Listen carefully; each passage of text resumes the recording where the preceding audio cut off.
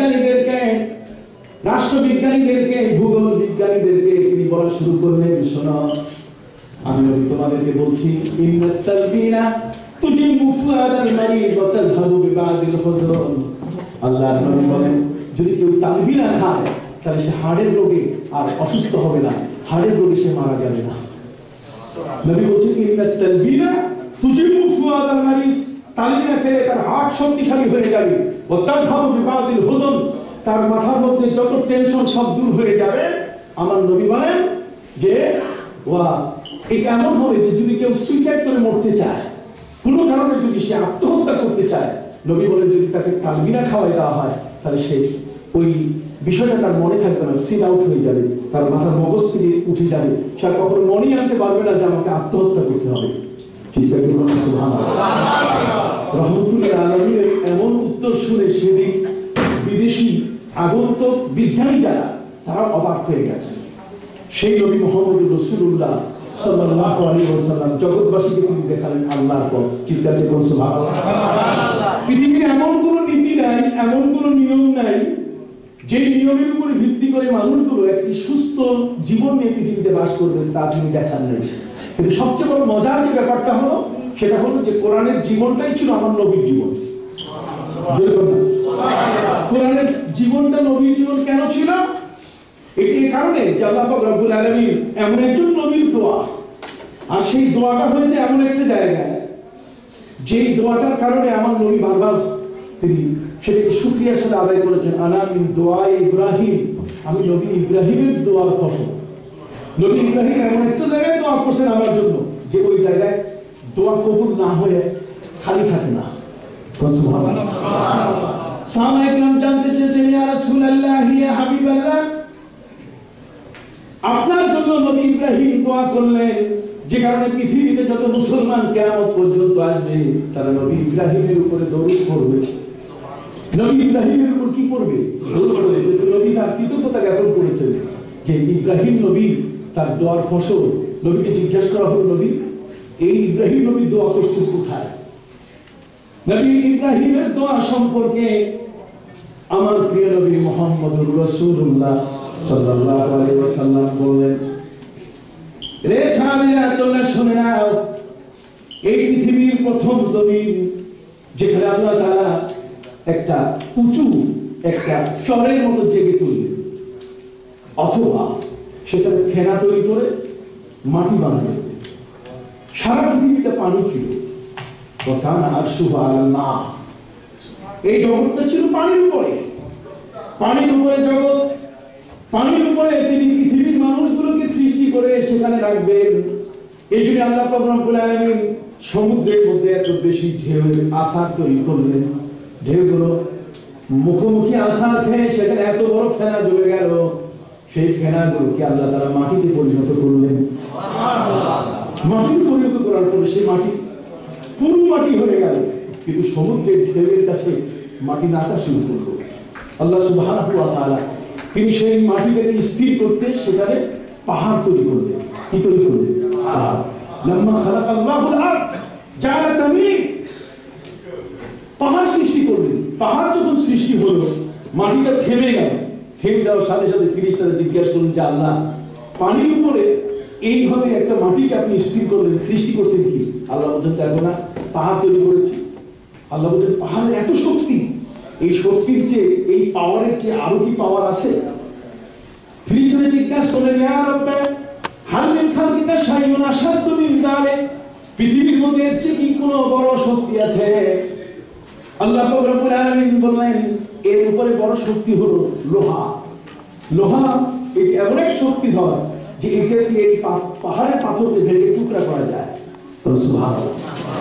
এবার ফেরেশতারা জিজ্ঞাসা করলো, মাবুদ কই লোহার চেয়ে শক্তিশালী আছে কিনা? আল্লাহ তাআলা বলেন, লোহার চেয়ে পাওয়ারফুল হলো আগুন। বলনা সুবহানাল্লাহ। লোহার চেয়ে শক্তিশালী কি? আগুন। লোহার সামনে গেলে আগুন আর মানে লোহা থাকে না।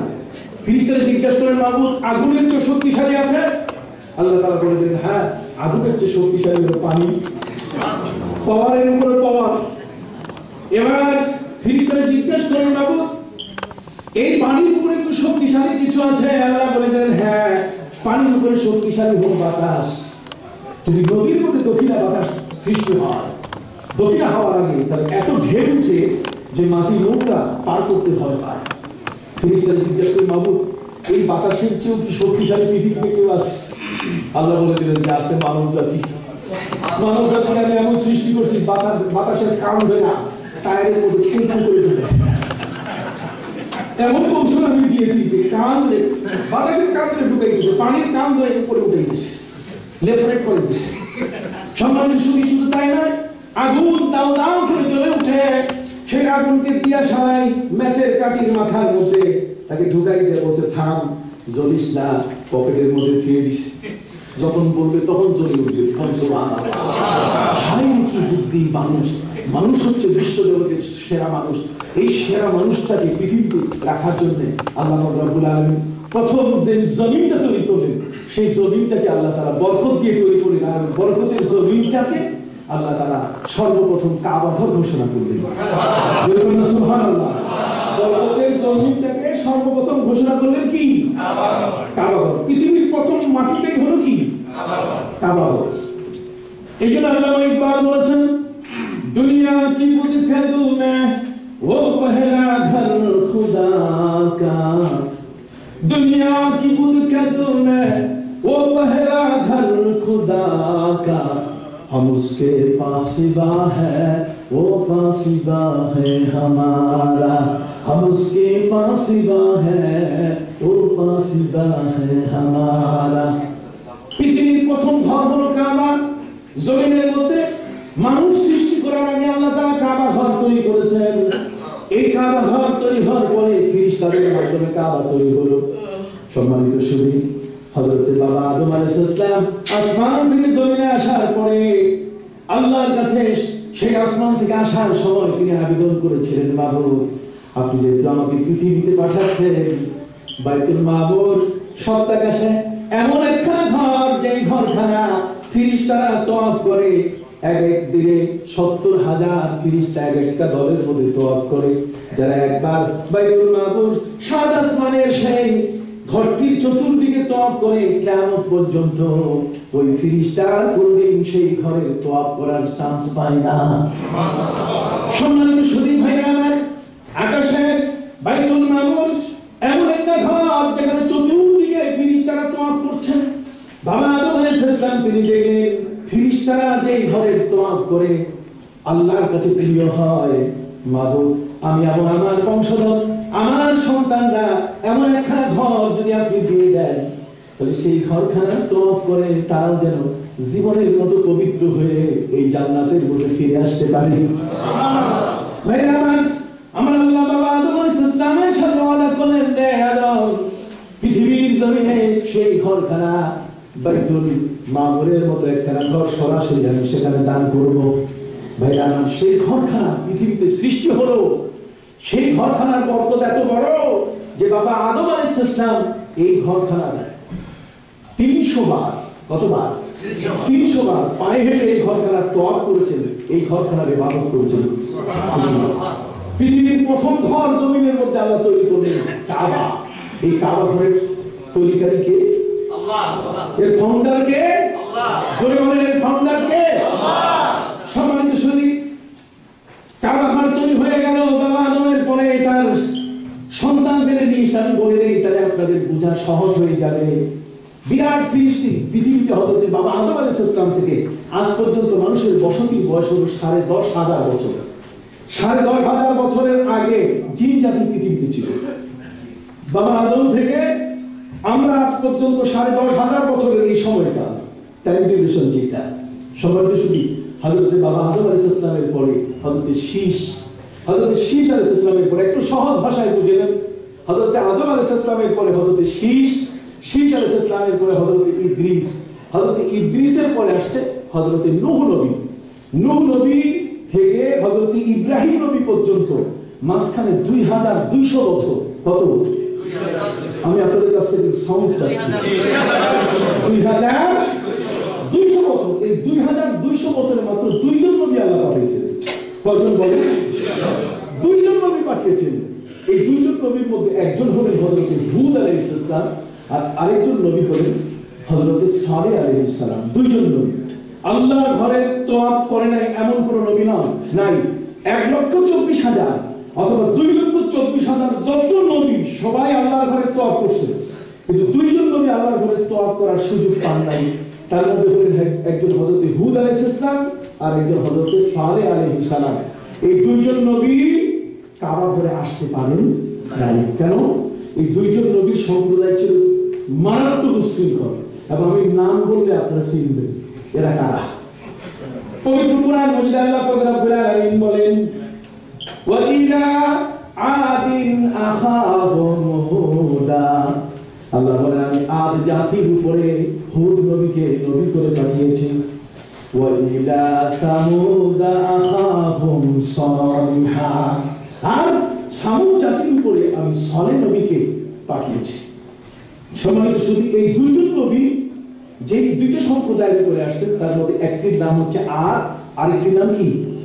সামুদ। একটু কথা বলেন, একটি হচ্ছে কি আদ, আরেকটি কি সামুদ। আসুন, কোরআন বলছেন আলাম তারা কাইফা ফাআলা রাব্বুকা বিআদ, এটা আদ সম্বন্ধে বলতেছে। আলাম তারা কাইফা ফাআলা রাব্বুকা বিআদ ইরামা যাতিল ইমাদ التي لم يخلق مثلها في البلاد। পবিত্র কোরআনে আল্লাহ বলেন আদ জাতি পৃথিবীর মধ্যে সবচেয়ে বড় আর্কিটেক্ট জাতি, পৃথিবীতে সবচেয়ে বড় প্ল্যানার এবং ডিজাইনার। একটা পাহাড়ের ভিতরে খোদাই করে তারা সেখানে এমন একটা সুন্দর শহর বানিয়েছে, যে শহরটার নাম হলো ইরাম শহর। কি শহর? আজ থেকে 3 বছর আগে সিরিয়ার মধ্যে শহরটা পাওয়া গেছে। সুবহানাল্লাহ। কোরআন 1400 বছর আগে যেই শহরের তথ্য দিয়েছে, আর সেই শহর খুঁজে পাওয়া গেল কোথায়? সিরিয়াতে। হাফিজ আল আসাদের দেশ সিরিয়া। সিরিয়ার মধ্যে খুঁজে পাওয়া গেল। ভাই আমার কোরআন বলছে আল্লাহ আদ জাতির সাথে কি আচরণ করেছেন, আদ জাতির উপরে আচরণ হচ্ছে তাদের উপরে আল্লাহ তাআলা 3 বছরের জন্য বৃষ্টি বন্ধ করে দিয়েছিলেন। বৃষ্টি হয় নাই, ফলে তাদের ফসল উৎপাদিত হয় নাই, তাদের পুকুরে মাছ ছিল না, তাদের নদীতে কোনো মাছ ধরা পড়ে নাই। কথা বুঝতে পারছেন? বিশাল আল্লাহর গজব। এই জন্য আল্লাহ বলছেন আলাম তারা কাইফা ফাআলা রাব্বুকা বিআদ, আদ জাতির খবর তোমাদের কাছে আসে নাই যে আল্লাহ কি আচরণ করেছেন? যেমন আলাম তারা কাইফা ফাআলা রাব্বুকা বিআসহাবিল ফিল, ওই যে হাতিওয়ালা আব্রাহার সাথে আল্লাহ কি আচরণ করছেন। হে নবী আপনি কি দেখেন নাই? হে নবী আপনি কি দেখেন নাই যে আদ জাতির সাথে আল্লাহ কি আচরণ করছেন? নবী হুদ আলাইহিস সালামের গায়ে তার হাত তুলেছিল, তাকে অত্যাচার করেছে, পাগল করেছে। হযরত সালেহ আলাইহিস সালামের উপর অত্যাচার করেছে। ফাদামদামা আলাইহিম রাব্বুহুম বিযামবিহিম ফাসাওয়াহা ওয়া লা ইয়াখাফু উকরাহা। সামুদ জাতিকে আল্লাহ ধ্বংস করে দিয়েছেন। আমি একটু সময় নিয়ে আপনাদের কাছে বলতে চাই, ভাইরা আমার, আপনারা সবাই এসেছেন কিছু কথা শোনার জন্য। কি বলেন ঠিক না? এই কথাগুলো জানা আপনাদের প্রয়োজনীয় কারণ আমার নবী সাল্লাল্লাহু আলাইহি ওয়াসাল্লাম যখন তিনি শুনলেন যে তবুকে খ্রিস্টানরা মুসলমানদেরকে মারার জন্য প্রস্তুতি নিয়েছে পুরা, নবী বলছেন তবুক হচ্ছে মদিনা মুনাওয়ারা থেকে 610 কিলোমিটার দীর্ঘ পথ। নবী বলছেন 610 কিলোমিটার দূর থেকে মদিনায় আমাদেরকে মারার জন্য আসবে, এরা কষ্ট তাদের হবে, ওদের তেল মোবিল পুড়ে যাবে। নবী বলছেন সাহাবায়ে কেরামকে নিয়ে সবাই আমরা নিজে যাই, আমরা সবাই তবুকে যাইয়া ওদেরকে বলবো যে ভাই তোমরা তো আমাদেরকে মারার জন্য মহড়া নিচ্ছ, প্রশিক্ষণ নিচ্ছ, আমরাই চলে আসছি, মারো তোমরা। নবীজি রওনা করলেন। 3 জন ব্যক্তি নবীর সাহাবী আসতে পারেন। তার মধ্যে একজন হলেন হযরত মুরারা ইবনে রবি, আরেকজন হলেন হযরত মুরারা ইবনে রবি, হিলাল ইবনে উমাইয়া, আরেকজন। 3 জন আসেন নাই। ওরা বলছে নতুন ঘোড়া কিনবো, নবী আসলে গেলে কালকে এক্সপ্রেস চালাইয়া চলে যাও, তুফান মেরে। তার মানে ঘোড়ার পিঠে উঠে চাবুক মারলে ঘোড়া শুধু লাফাইয়া লাফাইয়া নবীর কাছে পৌঁছাই দিবে। পরে তারা ঘোড়াও কিনে নাই আর যাওয়াও পারে। নবীজি তবুকে পৌঁছলেন। তবুকে যাওয়ার সময় জাইসুল উসরা বলে এই 610 কিলোমিটার পথ যেতে সাহাবায়ে কেরামের পা ফেটে গেছিল। তারা নিজের জামা ছিঁড়ে পা ব্যান্ডেজ করেছিলেন, এত কষ্ট হয়েছে। নবী করিম সাল্লাল্লাহু আলাইহি সাল্লাম এই জায়গাটিকে তবুকে যাওয়ার সময় হঠাৎ করে তিনি সাহাবায়ে কেরামকে বলেন, আবু বকর তুমি কোথায়? হযরত আবু বকর বলেন, হুজুর আমি হাজির। নবীজি জিজ্ঞাসা করেন, ওমর তুমি কোথায়? হযরত ওমর বলেন, নবী আমি হাজির। নবীজি বলেন, তাড়াতাড়ি আমার হাত ধরো আর আমার চোখের সামনে পর্দা ঢেলে দাও, পর্দা দিয়ে দাও, এই চোখের মধ্যে বাংলাদেশের মধ্যে ভারতের মধ্যে দুইজন ব্যক্তি যিনি জীবনে পর্দা করে চলতেন, একজন শাহ ওলিউল্লাহ মহাদেশ দেহরানি, আরেকজন আছে বাংলাদেশের রাজশাহীর সেই পদ্মা নদীর পাড়ে যিনি শুয়ে আছেন শাহ মাধ্যম রূপোষ মানে মুখ ঢাকা, যিনি মুখ ঢেকে চলতেন। বুঝতে পারছেন কথা? এই মুখ ঢাকা এটা আসছে নবীর কাছ থেকে।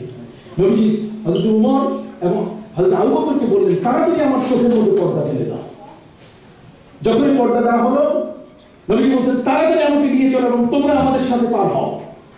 সাহাবায়ে কেরাম বলেন, হুজুর পার হইয়েছি। নবীজি বলছেন, তোমরা একটু কান্দো। সাহাবায়ে কেরাম বলছেন, হুজুর কান্দবো কেন? কান্দা আসে না। আপনি আমাদেরকে কান্দতে বলতেছেন, কান্না তো আসে না। কান্দবো কি করে? নবী কিসের জন্য কান্দবো? পরে বলবো, কানে কান্দো তোমরা। ফাইলাম তাবুকু ফাতাবাকু। যদি কান্না না আসে, কান্নার ভান করো। কান্না দাও, বাচ্চা কান্দে, তোমরা যখন কান্দো।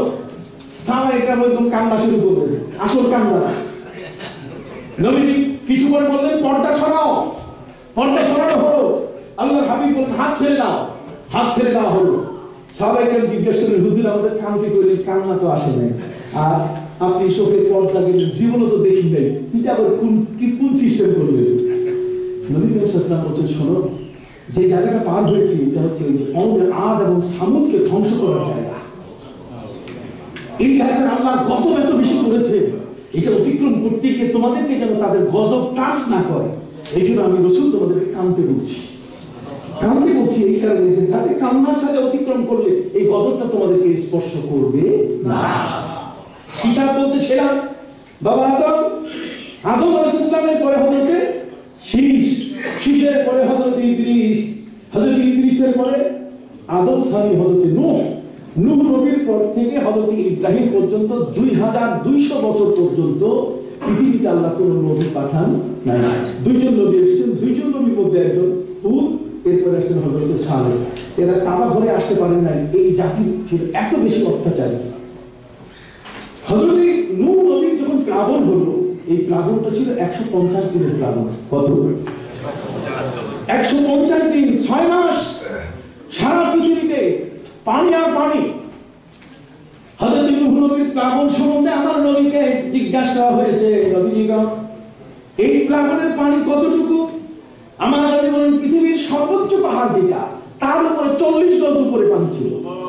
তাহলে 35,000 ফিট উঁচুতে হিমালয় পর্বত, সেই হিমালয় পর্বতের উপরে আরো 80 হাত উপরে পানি। তাহলে 80 হাত উপরে যদি পানি থাকে, তাহলে সেই পানি, এই পানিটা পৃথিবীর কেউ বাঁচতে পারে না। পানির অবস্থা ছিল কেমন? ঢেউ ছিল কিনা? আমার আল্লাহ বলছেন, ওয়াহিয়া তাজরি বিহি ফি মাউজিন কাল জিবাল। এক একটা ঢেউ এক একটা হিমালয় পর্বতের মতো উঁচু হয়ে পড়ছে, যে কারণে ফিরিস্তারা হযরত আদম আলাইহিস সালামের সময়কালে যে কাবা ঘর ছিল, নূহ নবীর 6 মাসের প্লাবনে কাবা ঘর ভেঙে চুরমার, পলি মাটিতে এমন ভাবে ঢাকা পড়েছে যে নূহ নবীর পর থেকে 2200 বছর পর্যন্ত কাবা ঘর দেখা যায় না। নবী ইব্রাহিম আলাইহিস সালাম যখন সিরিয়া, ওনার জন্মস্থান, ওনার জায়গা হচ্ছে সিরিয়া, নবী ইব্রাহিম মক্কার নয়, উনি সামদেশের মানুষ। অতএব সিরিয়াতে নবী ইব্রাহিম আলাইহিস সালাম আল্লাহর পক্ষ থেকে নির্দেশ প্রাপ্ত হলেন। আল্লাহ বলছেন যে কাবা ঘর ওটা বাইর করো, কাবা ঘরে মক্কায় গিয়ে কাবা ঘর বাইর করো, এটা নির্মাণ করো। নবী ইব্রাহিম আলাইহিস সালাম মনে করছেন এটা এমন একটা জায়গা গেলেই কাবা ঘর দেখা যাবে, আর সাথে সাথে দেয়াল টানার জন্য ইট আর সিমেন্ট এগুলো কিনে এনে সব দাঁড় করাই দেবো। কিন্তু অবাক কাণ্ড, নবী ইব্রাহিমের এই আইডিয়াটুকু ছিল না। যখন তিনি মক্কা মুআজ্জামায় আসলেন, মক্কা মুআজ্জামায় প্রায় 6,500 পাহাড়। কত? মক্কার জমিনে পাহাড়ের সংখ্যা হলো 6,500। 6,500 পাহাড়ের কোনখানে কাবা ঘর ঢাকা পড়ে আছে? নবী ইব্রাহিমের কাছে কোনো দাগ নম্বর নাই, কোনো নকশা নাই, খতিয়ান নাই, চিহ্নিত করার মতো কোনো ব্যবস্থা নাই। নবী ইব্রাহিম আলাইহিস সালাম তিনি আল্লাহর কাছে হাত তুলে বললেন, মাবুদ, এমন এক কাবা আপনি আমাকে পুনর্নির্মাণের জন্য নির্দেশ দিলেন, যে কাবা ঘর খুঁজে পাচ্ছি না। 6,500 পাহাড়ের দেশ মক্কা, সেই মক্কায় কাবা ঘর কোথায় পাবো?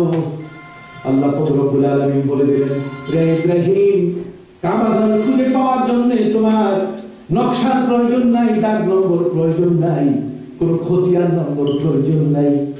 কাবা ঘর খুঁজে যাওয়ার জন্য আমি আল্লাহ প্রস্তুত হয়ে আছি। কাবা ঘর তোমাকে খুঁজে দেওয়ার জন্য প্রস্তুত আছেন কে? আল্লাহ। আমার আল্লাহ বলেন, ইব্রাহিম তুমি ধৈর্য ধরো, আকাশ থেকে আমি মেঘমালা পাঠিয়ে দিচ্ছি, আকাশের মেঘ যেখানে এসে থেমে যাবে ওই মেঘের ছায়া যতটুকু অংশ পড়বে ততটুকুই হলো কাবা ঘরের এরিয়া। দেশের আল্লাহ তাআলা কেমন জায়গা দেখায় যায়, আপনি স্যাটেলাইটের মাধ্যমে দেখাবেন যে ওখানে, আর আল্লাহ স্যাটেলাইট আল্লাহ ম্যাপ পাঠিয়ে দিচ্ছে, চিৎকার দিয়ে কন্যা সুবহানাল্লাহ। সমাজ শুধু মেঘ এসে দাঁড়িয়ে গেল, নবী ইব্রাহিম আলাইহিস সালামকে আল্লাহ নির্দেশ দিলেন, ইব্রাহিম রে নিচে ছায়া পড়ছে কিনা? হযরত নবী ইব্রাহিম বলেন হ্যাঁ। আল্লাহ পাক রব্বুল আলামিন বলে দিলেন, ইব্রাহিম তুমি লাঠি দিয়ে রেখা চিহ্নিত করো, দাগ টানো, যতটুকু জায়গা ছায়া পড়েছে ততটুকু কাবা ঘর। এটার নাম বাক্কা। এটার নাম কি? বাক্কা। আর এর চতুর্দিকে হচ্ছে মক্কা। কাবা ঘরটা যার উপরে দাঁড়ানো এটার নাম কি? বাক্কা। এই যে কোরআনে বলা হয়েছে ইন্না আউয়াল বাইতিন উদিয়া লিন-নাসি লাল্লাযী বিবাক্কা বিবাক্কাতা মুবারাকান ওয়া হুদান লিল আলামিন। বাক্কা হচ্ছে কাবা ঘরের মূল অংশ, আর এর চতুর্দিকে হলো কি? মক্কা। মক্কা মক্কা মক্কা এক নয়। সম্মানিত শুধু অথবা মিম আর বা দুইটার উচ্চারণ এক জায়গায়, মিম আর কি বা দুইটার উচ্চারণ এক জায়গায় ঠোঁট থেকে। এই জন্য আরবরা মিমটাকে কখনো বা বলে, মিমটাকে কখনো কি বলে? বা। সে যাই হোক না কেন, নবী ইব্রাহিম আলাইহিস সালামকে কাবা ঘরের এরিয়া দেখাই দিলেন। আল্লাহ বলে দিলেন, ইব্রাহিম কাবা পেয়ে গেছো, কাবা ঘরের এরিয়া পেয়ে গেছো, তুমি কাবা ঘর বানাও। নবী ইব্রাহিম বলেন, মাবুদ কাবা ঘর বানাতে গিয়ে দেশি পাথর ব্যবহার করবো না বিদেশি পাথর জানা নাই। কথা বল, কোন পাথর কোথাকার পাথর কাবা ঘরে ব্যবহৃত হবে আল্লাহ আমার তো জানা নাই, অতএব আপনার রুচি তো আমার জানা নেই, আমি ঘর বানাই না। কথা বল, এইটা আজকে যেখানে গোল্ডেন প্যালেস ব্যাংকুয়েট হল, এটাকে সুন্দর করার চেষ্টা করা হয়েছে, কি বলে ঠিক না? এটাকে রুচিশীল করার জন্য যারা এখানে ভিজিটর আসবেন বসবেন যারা, তারা অন্তত পক্ষে কিছুটা যেদিকে তাকাবে সেদিকে যেন মনে হয় যে তাকাতে মন চায়, বা এই ধরনের একটা কিছু যে আল্লাহ আমাকে আপনি আপনার ঘর বানাইতে বললেন আর আমি যদি টেরাকোটা পাথর দিয়ে বানাই। কথা বল না, আমি তো বুঝতেছি না 2 নম্বর আর 3 নম্বর পাথর কোনটা, তাহলে আপনি কোন ধরনের পাথর ব্যবহার করবেন আল্লাহ আমার তো জানা নেই। আমার আল্লাহ বলে দিলেন, Ibrahim thanks, many many thanks. হে ইব্রাহিম তুমি আমার রুচি জানতে চেয়েছো, আমি আল্লাহ কিভাবে তোমার কাছে ঘরটা চাই।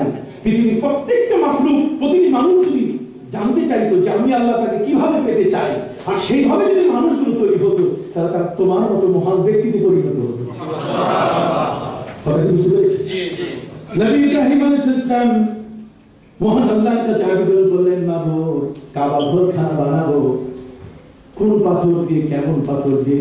এটা গ্রানাইট পাথর হবে না এটা মার্বেল পাথর হবে? কথা বল না, এটা সাধারণ পাহাড়ের পাথর লাল পাথর হবে না সাদা পাথর হবে না কালা পাথর হবে? যেহেতু পবিত্র কোরআন মধ্যে আল্লাহ বলছেন, ওয়ামিনাল জিবালি জুদাতুন বিদু ওয়া হুমরুন মুখতালিফুন আলওয়ানুহা ওয়া গারাবিব সুদ। আল্লাহ বলেন পৃথিবীতে 3 ধরনের পাহাড় তৈরি করেছি, একটা সাদা, আর একটা হচ্ছে কি কুসুম রঙের, আর একটা হচ্ছে নিকশ কালো। নবী ইব্রাহিম বলছেন, মাবুদ এই 3 ধরনের পাথর লাগাবো না একটা, কোনটা? আমি তো রুচি যাই না।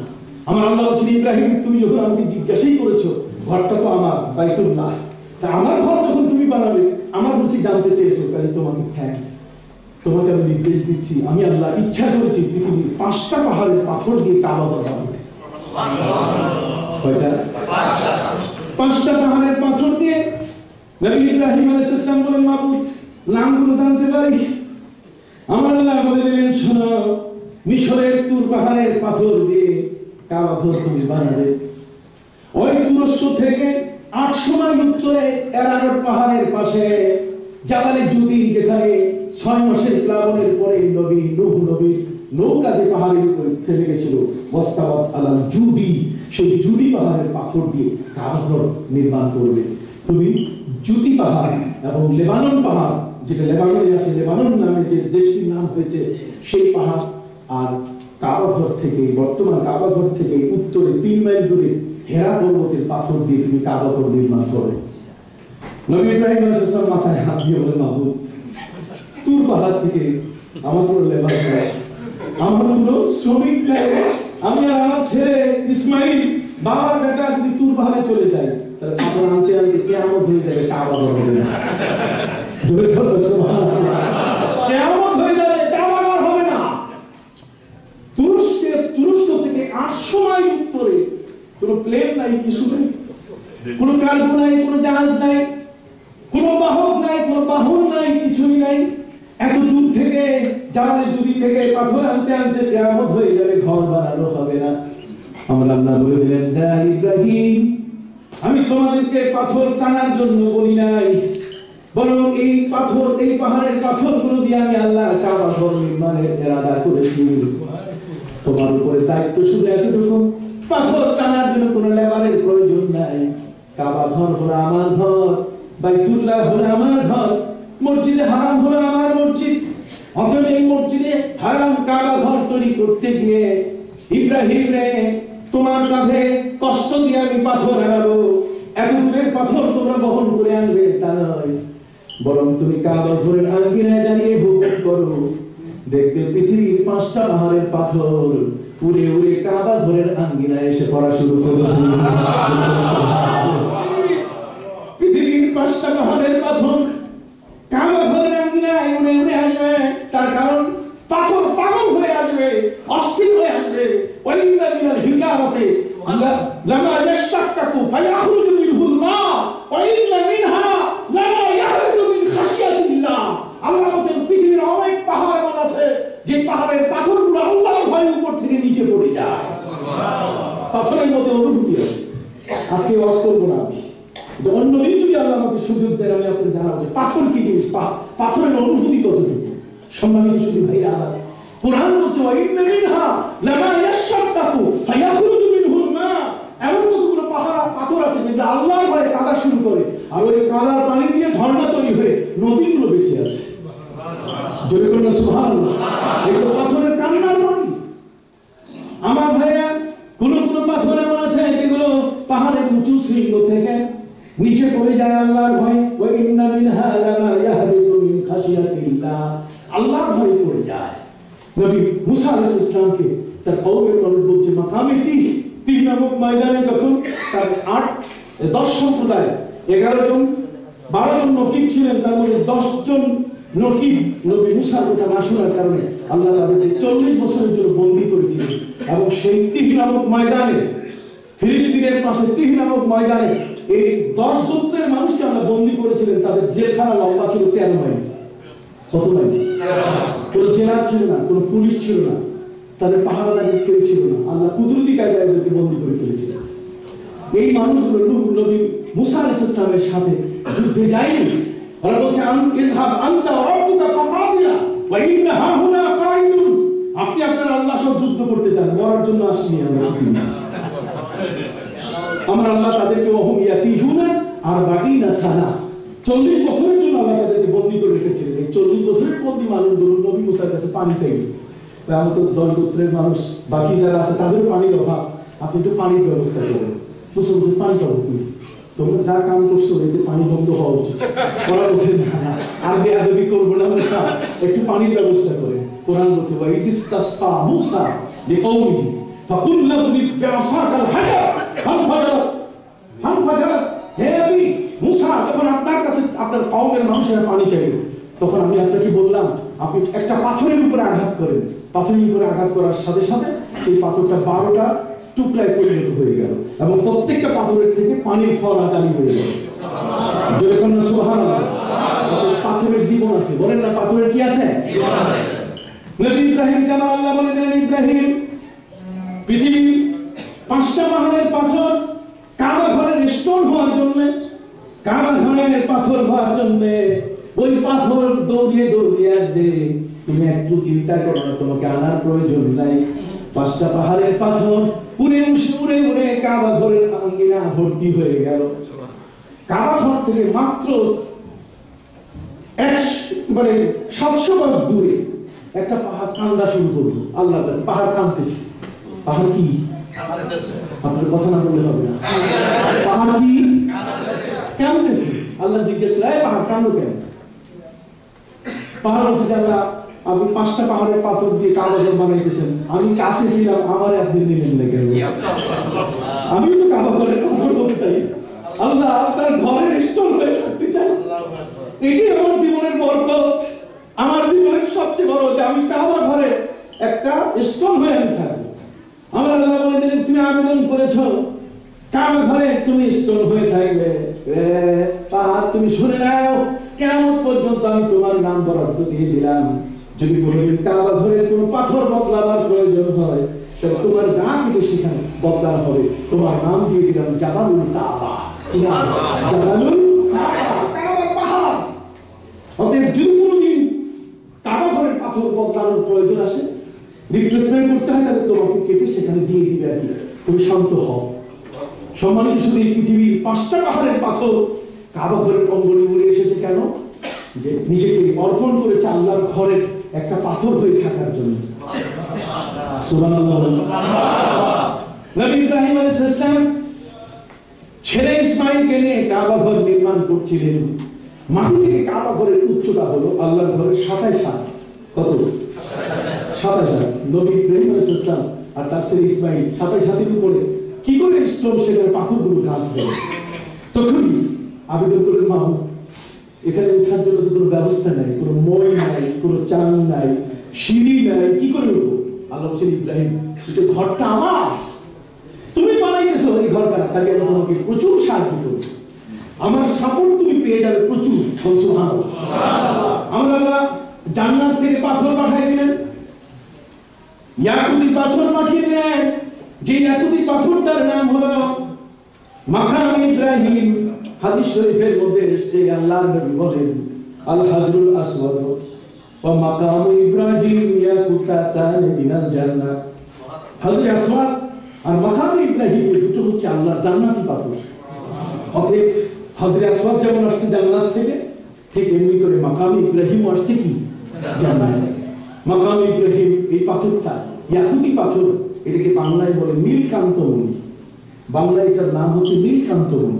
অর্থাৎ এই নীলকান্তমণি ইয়াকুতি পাথরটা করে নবী ইব্রাহিম পাথর নিয়ে যখন দাঁড়ান, ইচ্ছা করার সাথে সাথে পাথরটা লিফটের মতো শূন্যে ভেসে ওঠে। আবার পাথর লাগানো শেষ হবে, আস্তে করে নিচে নেমে যায়। নবী ইব্রাহিম আলাইহিস সালাম কাবা ঘর নির্মাণ শেষ করলেন, পাথরের উপরে দাঁড়ালেন। ছেলেকে বললেন, বাবা ঘরখানা তৈরি হয়েছে, মালিককে হ্যান্ডওভার করি। মালিককে বুঝাই, মালিক যিনি, সেই মালিকের কাছে যদি ঘরখানা বুঝাই না দেয়, তাহলে কার ঘর কার কাছে বুঝাই দিলাম? একজন মৌলবী বলছে যে ঘর বুঝাবার দরকার নাই। কথা বুঝতে পারছেন? যেমন নামাজের পরে দোয়া নাই, যে নামাজটাকে আমি তৈরি করলাম কত কষ্ট করে, ওযু করে, গোসল করে, ঘর থেকে বের হয়ে গাড়ির পেট্রোল খরচ করে মসজিদের সামনে এসে ইমামের পেছনে আল্লাহু আকবার ওই তাকবীরে তাহরিমায় শরীক হওয়ার জন্য এত কষ্ট করে আসলাম। সেই ঘরটাকে, যেই ইবাদতখানাটাকে তৈরি করতে গিয়ে একজন ইমাম, একজন মুয়াজ্জিন, আর ওই ঘরটাকে কিনে একটা প্রতিষ্ঠানের রূপ দিয়ে সেখানে একটা নামাজের মতো একটা প্রতিষ্ঠান, নামাজের মতো একটা ইবাদতের রূপ ধারণ করবে। কথা বুঝতে পারছেন? এতগুলো আয়োজন, আর সেই আয়োজনটা হওয়ার পরে নামাজের সাথে সালাম ফিরাই করে দোয়া নাই। কথা বলেন, আছে না? নবী ইব্রাহিম আলাইহিস সালাম কাবা ঘর বানাইয়া ছেলেকে বলছে, বাবা ঘরখানা যার জন্য তৈরি করছি তার কাছে একটু বুঝাই দিই। ছেলে বলছে, বাবা বড় চমৎকার, কেমনে বুঝাই দিবেন? নবী ইব্রাহিম বলছে, বুঝাই দেওয়ার কৌশল আমার কাছে আছে। যদিও জীবনে কোনোদিন আমি রাজমিস্ত্রি ছিলাম না, যদিও জীবনে কোনোদিন বাবা তুমি যোগালি ছিলে না, তুমি আর আমি দুজনেই নতুন, কাবা ঘর বানাবার জন্য পৃথিবীর অন্য কোনো এক্সপেরিয়েন্স আমাদের ছিল না, পূর্ব অভিজ্ঞতাও ছিল না। এই কাবা ঘরখানা মালিকের কাছে যদি বুঝাই না দিয়ে থুইয়া যায়, তাহলে মালিক ধরে বসবে যে এইটা তেরা হয়েছে, ওইটা পাকা হয়েছে, এইটার মাপ ঠিক নাই। কথা বল না, ঘরখানা বুঝাই দিই। নবী ইব্রাহিম আলাইহিস সালাম ছেলে ইসমাঈলকে নিয়ে ঘরখানা বুঝাই দিচ্ছেন, কি চমৎকার। ইসমাঈলকে বলেন, হাত উঠাও। বাবা ইব্রাহিম ছেলে ইসমাঈলকে নিয়ে হাত উঠায় আল্লাহর কাছে আবেদন করা শুরু করলেন। পড়ুন, রব্বানা তাকাব্বাল মিন্না ইন্নাকা আনতাস সামিউল আলিম। হে প্রভু, রব্বানা তাকাব্বাল মিন্না, এই ঘরখানা কবুল করে নেন। বাবা ছেলে কষ্ট করে এই ঘরখানা বানিয়েছি, কতটুকু তেরা, কতটুকু বাঁকা, কতটুকু মাপে ভুল হয়েছে জানা নাই। আল্লাহ মেহেরবানি করে আপনি কবুল করে নেন। রব্বানা তাকাব্বাল মিন্না ইন্নাকা আনতাস সামিউল আলিম। আমার আল্লাহ বলেন, না ইব্রাহিম, ঘরখানা এত সুন্দর করে আমার কাছে বুঝাই দিলে, যাও আমি আল্লাহ ঘোষণা করলাম ঘরের কোনো তেরা বাঁকা কিছুই নেই। সুবহানাল্লাহ, তেরা বাঁকা কিছুই নাই, মাপজোক কোথাও ভুল হয় নাই। ঘরখানাকে আমি কবুল করে দিলাম, তুমি আমার কাছে হ্যান্ডওভার করেছো একটা নিয়মের উপরে। যা ইব্রাহিম রে, তুমি তোমার ছোট্ট শিশু নিয়ে কাজে অবহেলা করো নাই। আমার ঘরখানার জন্য নিজের সময় তুমি উজাড় করেছো। আমার ঘরখানার জন্য পাথর স্তম্ভ লাগাবার ক্ষেত্রে তুমি তোমার সাধ্য মতো চেষ্টা করে ঘরখানা তৈরি করেছো। ইব্রাহিম রে, তুমি আর তোমার ছেলে ঘরখানা নির্মাণ করেছো। কিয়ামত পর্যন্ত পৃথিবীর যত মানুষ আসবে তারা যেন তোমাদের দুজনের নাম জানতে পারে। আমি আল্লাহ ঘরখানা তোমাদের দুইজনের নামে রেজিস্ট্রি করে দিলাম। পবিত্র কোরআন বলে আল্লাহ রেকর্ড করে শোনাচ্ছেন, وَإِذْ يَرْفَعُ إِبْرَاهِيمُ الْقَوَاعِدَ مِنَ الْبَيْتِ وَإِسْمَاعِيلُ رَبَّنَا تَقَبَّلْ مِنَّا إِنَّكَ أَنْتَ السَّمِيعُ الْعَلِيمُ। হে রব, এই ঘরখানা কবুল করে নেন। আল্লাহ বলছেন, কবুল করার কথা তুমি বলেছো, এত কষ্ট করেছো, আর আমাকে কবুল করার জন্য বলতেছো। নামাজ পড়লে, ইবাদত করলে, বহু কষ্ট করে একদিকে আরেকদিকে সালাম ফিরাবার পরে খালি উঠে গেলেন, নুন সারা ভাত খাইলেন, এটা কেমন কথা? কি বলে ঘরখানা যেমন আল্লাহর কাছে বুঝাই দিলেন নবী ইব্রাহিম দোয়ার মাধ্যমে, নামাজটাও বুঝাই দেওয়ার দরকার আছে কিনা? চলে গেলেন, নামাজ আছে কিনা? এই জন্য সম্মানিত শুধু আমি আপনাদের জন্য একটা বই নিয়ে এসেছি, কতিপয় বিভ্রান্তির সমাধান। কতিপয় বিভ্রান্তির কি সমাধান, এটা নেওয়ার চেষ্টা করবেন। ঘরে বসে বসে আপনি জানতে পারবেন আল্লাহ মেহেরবান যে এই সমাজের মধ্যে কি কি বিভ্রান্তি আমাদেরকে কতগুলো মানুষ আড়াল করে রেখেছে ভালো সওয়াবের বড় বড় কাজগুলো। নবী ইব্রাহিম আলাইহিস সালাম ছেলে ইসমাঈলকে দোয়া করলেন। আমার আল্লাহ বলেন, ইব্রাহিম আর ইসমাঈল তোমাদের নামে কাবা ঘর লিখে দিলাম। সুবহানাল্লাহ। রে ইব্রাহিম ইসমাঈল শোনো, কাবা ঘরের তালিকায় নির্মাতা হিসাবে তোমাদের নাম। কিয়ামত পর্যন্ত যারা মসজিদ বানাবে পৃথিবীর জমিনে, এই পৃথিবীর জমিনে আমার ঘর যারা তৈরি করবে,